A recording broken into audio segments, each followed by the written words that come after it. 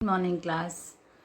बेटा हम पढ़ रहे हैं राम नरेश त्रिपाठी जी का पथिक और हमने पेज 142 कंप्लीट कर लिया है। अभी हम रीड करेंगे पेज नंबर 143। ये भी मैंने आपको मतलब वैसे समझा दिया था, पर इसके जो पद हैं या एक बार हम ये देख लेते हैं कि पथिक कविता है उसका जैसे पथिक का शाब्दिक अर्थ तो राहगीर होता है, लेकिन पूरी कविता में कवि ने राम नरेश त्रिपाठी जी ने अपने पथिक होने को बताया। मतलब उन्होंने बताया कि मैं प्रकृति का विचरण करते हुए प्रकृति में पथिक का मन कहाँ विचरता है, या मतलब उन्होंने अपने आप को पथिक बताते हुए कि मेरा मन करता है मैं कहाँ कहाँ जाऊँ, प्रकृति के निकट रहूँ। पूरे प्रकृति का वर्णन उन्होंने पथिक रूप में किया है। मतलब उन्होंने घूमते हुए राहगीर के रूप में उन्होंने जो अनुभव किया उसको उन्होंने इस कविता में बता दिया है, हमको समझा दिया है कि रात्रि का वातावरण उनको कितना प्रिय लगता है, या समुद्र के निकट जाके उनको कैसा लगता है, या सूर्योदय की या सूर्यास्त की, हर समय प्रकृति का पूरा चित्रण उन्होंने इस कविता में किया है। तो इसके जो कुछ क्वेश्चन आंसर हैं वो मैं आपको एक्सप्लेन कर देती हूँ इस क्लास में। कि सबसे पहला क्वेश्चन है, पथिक का मन कहाँ विचरना चाहता है?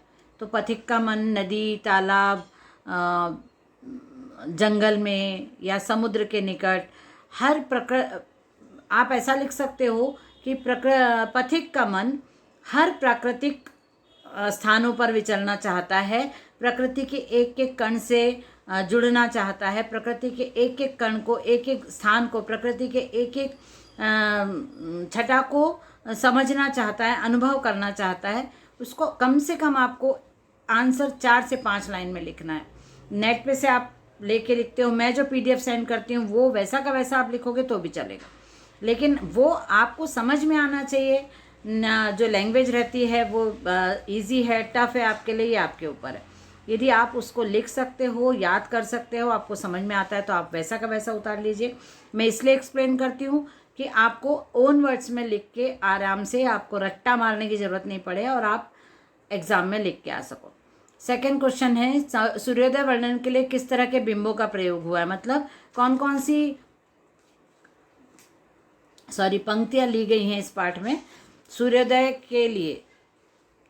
तो सूर्योदय के लिए जो हमने अभी ये पढ़े थे, जहाँ पे सूर्योदय का उन्होंने बताया था कवि ने, वो पंक्तियाँ आ जाएंगी। वो सारे बिंब हैं, जैसे सस्मित वदन जगत का स्वामी, है ना। यहाँ पे ये बताया है एक इस पंक्ति में कि सस्मित वदन जगत का स्वामी, मतलब जब सूर्योदय होता है तो पूरा संसार हंसता हुआ मालूम पड़ता है, चमकीला मालूम पड़ता है, पॉजिटिविटी आती है, आशावादी भाव लेके आता है जब सूर्योदय आता है, सूर्योदय होता है तो इसलिए उसको सस्मित वदन जगत का स्वामी। जगत जैसे ही सूर्योदय होता है तो सभी काम पे लग जाते हैं, सब में एनर्जी आ जाती है, सब नया दिन मानकर और नए प्रकार से काम करने के लिए प्रेरित होते हैं, इसलिए उसको जगत का स्वामी भी कहा गया है। दूसरा एक पंक्ति और है, तट पर खड़ा गगन गंगा को वृक्ष विविध पत्तों पुष्पों से तन का सजना।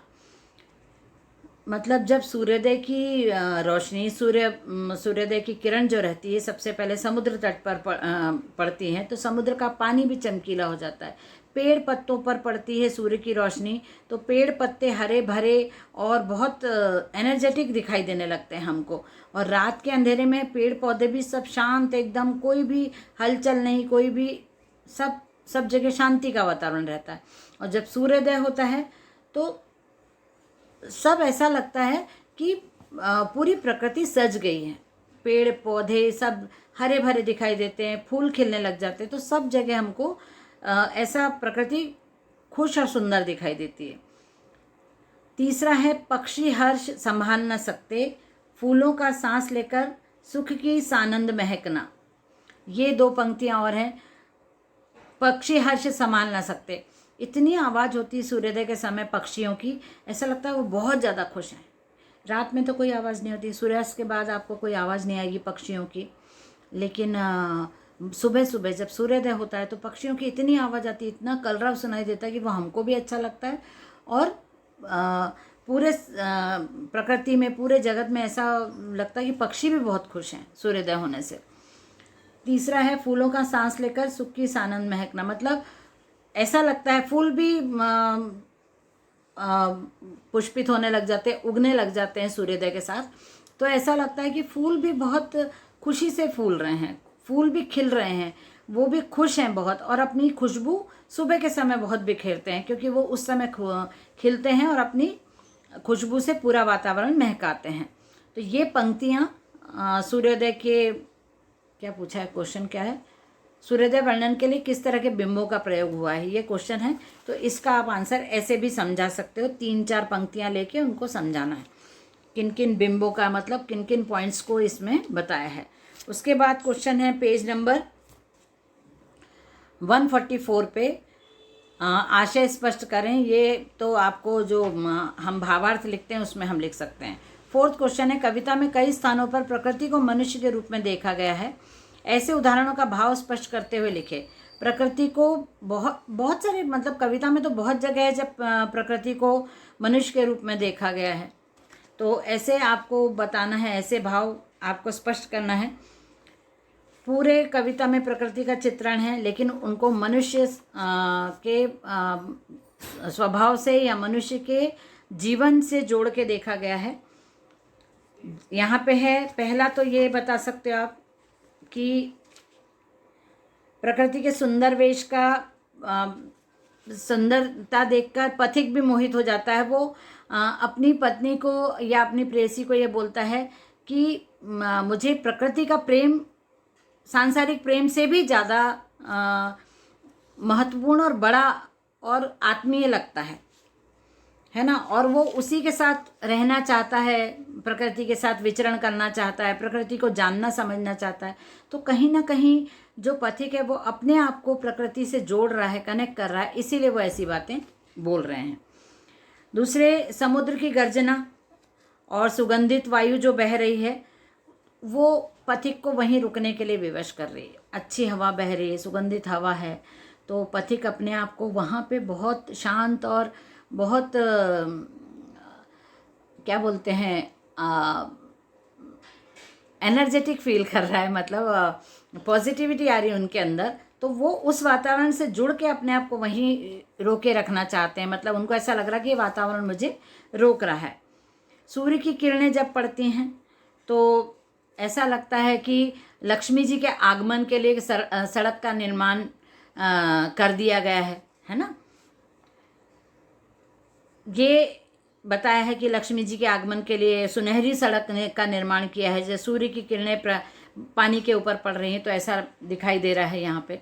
उसके बाद है फिर चौथा पॉइंट आप बता सकते हो कि समुद्र का गंभीर जो रूप है, समुद्र का गंभीर रूप प्रकृति की पथिक को अपनी ओर आकर्षित करता है कि वो चाहता है कि मैं भी समुद्र की तरह गंभीर बन जाऊं, मैं भी छोटी छोटी बातों से या सांसारिक जो क्रियाकलाप हैं, सांसारिक दुख हैं, उनसे दुखी ना होके, व्यथित ना होके, मैं भी शांत और गंभीर समुद्र की तरह बन जाऊं। ये एक चीज़ पथिक के मन में आती है समुद्र को देख के। प्रकृति के हर कण से समुद्र पथिक सीखना चाहता है। प्रकृति का शांत स्वभाव, हमेशा देते रहने का स्वभाव, ये सब चीज़ें पथिक के मन में आती हैं और वो अपने आप को प्रकृति से कहीं ना कहीं जुड़ा हुआ महसूस करते हैं। इसके बाद क्वेश्चन है कविता के आसपास, समुद्र को देखकर आपके मन में क्या भाव उठते हैं, लगभग 200 शब्दों में लिखिए। तो समुद्र को देखकर क्या भाव उठते हैं, एक तो समुद्र को देखकर सबसे पहले हमको ये समझ में आता है कि समुद्र इतने पानी से भरा हुआ है कि जिसका कोई आदि और अंत नहीं है। हम समुद्र में दूर तक आप देखो, आपको कहीं भी समुद्र का अंत दिखाई नहीं देगा कि वहाँ समुद्र एंड हो रहा है ना। जहाँ हम खड़े हैं वहाँ से हमको स्टार्ट समझ में आता है, लेकिन हमको उसका अंत समझ में नहीं आता है। सबसे पहले तो हमारे मन में कि यही विचार है, यही भाव आएगा कि कितना विशाल है, कितना विस्तृत है, कहाँ तक फैला है।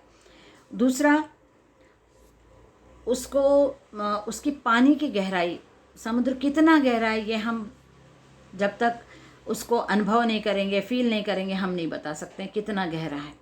उसकी गहराई, उसकी गंभीरता, समुद्र के पास आप खड़े रहो, समुद्र के अलग अलग रूप देखने को मिलते हैं आपको। कभी कभी समुद्र में बहुत बड़ी बड़ी लहरें उठती हैं, कभी कभी आप देखो समुद्र एकदम शांत दिखाई देता है ना। तो ये चीज़ अनुभव करने का है। तो यदि आप समुद्र देखते हैं तो ही आप उसके बारे में भाव लिख सकते हैं, लेकिन आप पढ़ा हुआ तो लिख ही सकते हैं। आपने जो पढ़ा है या आपको नेट पे जो मिलेगा या जो मैं भेजूंगी उसमें से आप लिख सकते हो, लेकिन आप अनुभव करोगे तो आप ओन वर्ड्स में ज़्यादा अच्छे से लिख सकते हो। उसके बाद आप समुद्र को देखोगे तो पानी पानी दिखाई देता है। समुद्र के बारे में आप जानना चाहोगे कि जैसे आपने सुना है कि समुद्र के अंदर मोतियों का खजाना होता है, तो हमारे मन में भाव आते हैं ना पता लगाने की समुद्र के अंदर क्या क्या है, वहाँ की दुनिया कैसी है। तो ये सब अनुभव करके ही आप पता लगा सकते हो, लेकिन आपके मन में समुद्र को देख के जो भावना है वो तो आप लिख ही सकते हो। और कितना गहरा होगा, गोताखोर कैसे जाते हैं, ये सब भावनाएं हमारे मन में आती हैं। और दूसरा क्वेश्चन एक है, प्रेम सत्य है, सुंदर है, प्रेम के विभिन्न रूपों को ध्यान में रखते हुए इस विषय पर परिचर्चा कीजिए।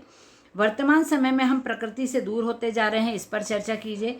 तो ये तो आपको होमवर्क में क्वेश्चन मिलेंगे कि वर्तमान समय में हम प्रकृति से दूर होते जा रहे हैं तो उसके परिणाम क्या हैं, है ना।